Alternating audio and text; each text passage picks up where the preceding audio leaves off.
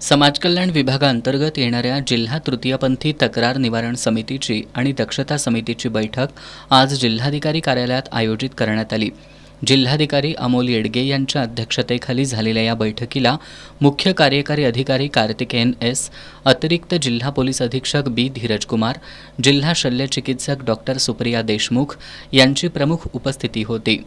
यावेळी बोलताना जिल्हाधिकारी येडगे यांनी जिल्ह्यातील तृतीयपंथीयांनी नॅशनल पोर्टल फॉर ट्रान्सजेंडर पोर्टलवरून तृतीयपंथी असलेबाबत ओळखपत्र आणि प्रमाणपत्र प्राप्त करून घेण्यासाठी अर्ज करावेत असं आवाहन केलं. तृतीयपंथीयांचे हक्क आणि अधिकार यांचं संरक्षण, त्यांच्याबाबत राज्य शासनाच्या वतीनं राबवण्यात येणाऱ्या संजय गांधी निराधार योजना आणि इतर विविध शासकीय योजनांची माहिती देणं, त्यांच्या समस्या जाणून घेऊन निवारण करणं आणि राष्ट्रीय पोर्टलवर ओळखपत्र मिळवण्यासाठी त्यांची संख्या वाढवण्याकरता समाज कल्याण कार्यालयात तृतीयपंथी मदत कक्ष स्थापन करण्यात येणार असल्याचं त्यांनी सांगितलं.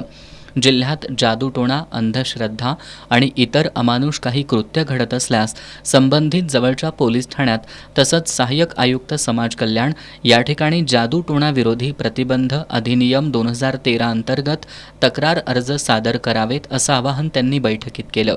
या बैठकीला समाज कल्याण निरीक्षक चित्रा शेंडगे, अतुल पवार, डॉक्टर गजन कराडे, संतोष तोडकर, तृतीयपंथी समुदाय प्रतिनिधी शिवानी गजबर, सहाय्यक आयुक्त कार्यालयाचे अधिकारी आणि कर्मचारी उपस्थित होते.